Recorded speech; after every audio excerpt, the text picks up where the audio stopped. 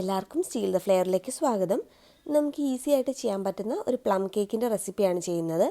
അതിനായിട്ട് നമുക്കൊരു പാനിലോട്ട് ഒരു അര കപ്പ് പഞ്ചസാര ചേർത്ത് കൊടുക്കാം. ഈ പഞ്ചസാര നമുക്കൊന്ന് കരിയിച്ചെടുക്കണം. ഇതൊരു മീഡിയം ഫ്ലെയിമിൽ വെച്ചിട്ട് ഈ പഞ്ചസാര ഒന്ന് അലിഞ്ഞ് വരുന്നിടം വരെ വെയിറ്റ് ചെയ്യാം. ഇപ്പോൾ പഞ്ചസാര അലിഞ്ഞ് വരുന്നതിൻ്റെ കൂടെ തന്നെ ഇതിൻ്റെ സൈഡിൽ നിന്നൊന്ന് ബ്രൗൺ കളർ ആവാൻ തുടങ്ങിയിട്ടുണ്ട്. അപ്പോൾ ഇത് നന്നായിട്ട് ബ്രൗൺ കളർ ആകുന്നിടം വരെ വെയിറ്റ് ചെയ്യുക. അതുവരെ തവിയൊന്നും ഇട്ട് ഇളക്കണ്ട. ഇപ്പോൾ ഇത് നന്നായിട്ട് ബ്രൗൺ കളറായി വന്നിട്ടുണ്ട്. പഞ്ചസാര കംപ്ലീറ്റ് ആയിട്ട് അലിഞ്ഞിട്ടുണ്ട്. അപ്പോൾ നമുക്ക് എത്രയും കളർ വേണോ, കേക്കിന് എത്രയും കളർ വേണോ അത്രയും ബ്രൗൺ ആകുന്നിടം വരെ വെയിറ്റ് ചെയ്യുക. ഇനി നന്നായിട്ട് കറുപ്പ് കളറായിപ്പോയി കഴിഞ്ഞാൽ കേക്കിനൊരു കരിഞ്ഞ ടേസ്റ്റ് ഉണ്ടാവും. അതുവരെ പോകാതെ ഒന്ന് ശ്രദ്ധിക്കുക. നമുക്ക് ഗ്യാസ് ഓഫ് ചെയ്ത് വെച്ചിട്ട് ഇതിനകത്തോട്ട് അര കപ്പ് ചൂടുവെള്ളം ഒഴിച്ചു കൊടുക്കുക. അപ്പോൾ ചൂടുവെള്ളം ഒഴിക്കുന്ന സമയത്ത് ഇതൊന്ന് ഇങ്ങനെ പൊട്ടിത്തെറിക്കാൻ ചാൻസ് ഉണ്ട്. അപ്പോൾ അതൊന്ന് നോക്കിയിട്ട് പയ്യെ വേണം ചേർത്ത് കൊടുക്കാനായിട്ട്. ഇനി നമുക്ക് ഇതൊന്ന് നന്നായിട്ട് തിളപ്പിച്ചെടുക്കണം. ഇല്ലെങ്കിൽ പഞ്ചസാര കട്ട പിടിച്ച് കിടക്കാൻ ചാൻസ് ഉണ്ട്. നന്നായിട്ടൊന്ന് തിളപ്പിച്ചെടുത്തിട്ട് നമ്മൾ ഗ്യാസ് ഓഫ് ചെയ്ത് വെച്ച് ഇതിനകത്തൊരു 1/4 ടീസ്പൂൺ നാരങ്ങാ നീരും കൂടി ചേർത്ത് കൊടുത്ത് ഒന്ന് നന്നായിട്ട് ഇളക്കിയിട്ട് ഇത് തണുക്കാനായിട്ട് മാറ്റി വെക്കുക. നാരങ്ങാ നീര് ചേർത്ത് കൊടുക്കുന്നത് ഇത് വീണ്ടും കട്ട പിടിക്കാതിരിക്കാൻ വേണ്ടിയിട്ടാണ് അങ്ങനെ ചേർത്ത് കൊടുക്കുന്നത്. ഇനി കേക്കിലേക്ക് വേണ്ടി 1 കപ്പ് പഞ്ചസാരയാണ് നമുക്ക് വേണ്ടുന്നത്. അതിൻ്റെ കൂടെ ചേർത്ത് ഒരു 3 ഏലക്ക, ഒരു ചെറിയ കഷ്ണം പട്ട, ഒരു 4 ഗ്രാമ്പു ഇത്രയും കൂടി നന്നായിട്ടൊന്ന് പൊടിച്ചെടുത്ത് വെക്കണം. ഇപ്പോൾ ഇത് നന്നായിട്ട് പൊടിച്ചു വെച്ചിട്ടുണ്ട്. ഇനി നമുക്ക് കേക്കിലേക്ക് 1.5 കപ്പ് മൈദാമാവ് വേണം. അതിനകത്തോട്ട് 2 ടീസ്പൂൺ ബേക്കിംഗ് പൗഡറും കൂടി ചേർത്ത് നന്നായിട്ടൊന്ന് മിക്സ് ചെയ്തിട്ട് ഇതൊന്ന് ഇടഞ്ഞെടുത്ത് മാറ്റി വെക്കാം. ഇനി കേക്കിലേക്ക് ചേർക്കാൻ വേണ്ടിയിട്ട് ഞാൻ 1.5 കപ്പ് ഡ്രൈ ഫ്രൂട്ട്സ് 2 ദിവസം വൈനിൽ സോക്ക് ചെയ്ത് വെച്ചിട്ടുണ്ടായിരുന്നു. അപ്പം കൂടുതൽ ദിവസം സോക്ക് ചെയ്ത് വെക്കുകയാണെങ്കിൽ ഒന്നും കൂടി നല്ല ടേസ്റ്റ് ഉണ്ടാവും. ഇനി ഇത് നമ്മളൊന്ന് അരിച്ചിട്ട് വേണം എടുക്കാനായിട്ട്. അപ്പോൾ വൈൻ മാറ്റി വെക്കുക, ഈ ഡ്രൈ ഫ്രൂട്ട്സ് മാത്രം എടുക്കുക. ഇതിന് പകരമായിട്ട് നിങ്ങൾക്ക് റമ്മോ ഓറഞ്ച് ജ്യൂസോ ഗ്രേപ്പ് ജ്യൂസോ വേണമെങ്കിലും സോക്ക് ചെയ്യാൻ ഉപയോഗിക്കാം. ഇല്ലെങ്കിൽ വെറുതെ വെള്ളത്തിൽ ഈ ഡ്രൈ ഫ്രൂട്ട്സ് ഒന്ന് തിളപ്പിച്ചെടുത്താലും മതിയാവും. അപ്പോഴും ഒരു സോക്ക് ചെയ്ത എഫക്റ്റ് കിട്ടും. ഇനി ഇതിനകത്തോട്ട് ഒരു അര കപ്പ് കാഷ്യൂ ആൽമണ്ടും ചെറുതായിട്ട് കട്ട് ചെയ്തതും കൂടി ചേർത്ത് കൊടുക്കുക. എന്നിട്ട് നേരത്തെ റെഡിയാക്കി വെച്ച മാവിൽ നിന്ന് 1 ടേബിൾ സ്പൂൺ മാവ് ഇതിനകത്തോട്ട് ചേർത്ത് കൊടുക്കുക. എന്നിട്ട് നന്നായിട്ട് മിക്സ് ചെയ്തെടുക്കണം. ഇങ്ങനെ നന്നായിട്ട് മിക്സ് ചെയ്തെടുക്കുമ്പോഴത്തേക്ക് നമ്മുടെ ഈ ഡ്രൈ ഫ്രൂട്ട്സ് കേക്കിൻ്റെ താഴ്ഭാഗത്ത് അടിഞ്ഞുകൂടാതെ കേക്കിനകത്ത് ഈവനായിട്ട് സ്പ്രെഡായി കിട്ടാൻ വേണ്ടിയിട്ട് ഹെൽപ്പ് ചെയ്യും. അപ്പോൾ ഫ്രൂട്ട് ജ്യൂസ് വെച്ചിട്ടാണ് കേക്ക് ചെയ്യാൻ ഉദ്ദേശിക്കുന്നതെങ്കിൽ അതിൻ്റെ ഒരു വീഡിയോ, അതെങ്ങനെയാണ് സോക്ക് ചെയ്യുന്നതെന്നൊക്കെ ഞാനൊരു വീഡിയോ മുമ്പ് ഇട്ടിട്ടുണ്ട്. അപ്പോൾ ആ വീഡിയോയുടെ ലിങ്ക് ഞാൻ ഡിസ്ക്രിപ്ഷനിൽ കൊടുക്കാം. എന്തെങ്കിലും സംശയം ഉണ്ടെങ്കിൽ ഒന്ന് നോക്കുക. ഇതിപ്പോൾ നന്നായിട്ട് മിക്സ് ചെയ്തെടുത്തിട്ടുണ്ട്.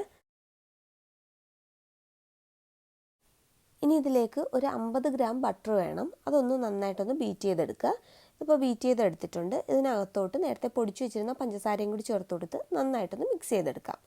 ഇപ്പോൾ ബട്ടറും പഞ്ചസാരയും നന്നായിട്ട് മിക്സ് ആയിട്ടുണ്ട്. ഇതിനകത്തേക്ക് 2 മുട്ടയാണ് ചേർത്ത് കൊടുക്കേണ്ടത്. അപ്പോൾ മുട്ട ചേർത്ത് കൊടുക്കുമ്പം എപ്പോഴും ഒരു മുട്ട ചേർത്ത് കൊടുത്ത് നന്നായിട്ട് മിക്സ് ചെയ്തിട്ട് വേണം അടുത്ത മുട്ട ചേർത്ത് കൊടുക്കാനായിട്ട്.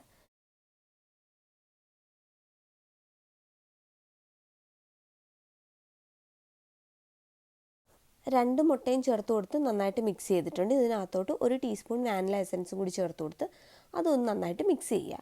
ഇനി നേരത്തെ നമ്മൾ ഇടഞ്ഞ് മാറ്റി വെച്ചിരുന്ന മാവ് കുറേശ്ശെയായിട്ട് ചേർത്ത് കൊടുത്ത് മിക്സ് ചെയ്തെടുക്കണം.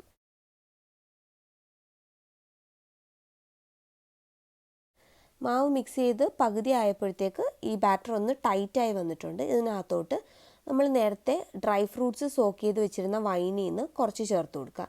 നമ്മൾ ഡ്രൈ ഫ്രൂട്ട്സ് അരിച്ചെടുത്തിട്ടാണല്ലോ കേക്കിൽ ഉപയോഗിക്കുന്നത്. ആ അരിച്ചെടുത്തപ്പോൾ കിട്ടിയ ഒരു 2 ടേബിൾ സ്പൂൺ വൈനാണ് ഞാൻ ചേർത്ത് കൊടുത്തത്. അപ്പോൾ വൈനിന് പകരമായിട്ട് നമുക്ക് ഓറഞ്ച് ജ്യൂസോ ഗ്രേപ്പ് ജ്യൂസോ അല്ലെങ്കിൽ വെറുതെ 2 ടേബിൾ സ്പൂൺ വെള്ളം ചേർത്ത് കൊടുത്താലും മതിയാവും.